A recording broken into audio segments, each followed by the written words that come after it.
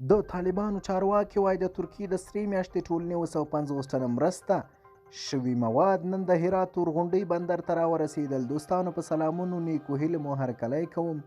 هیله ده چې روغ جوړ به ویډیو را سره تر پای وګورئ.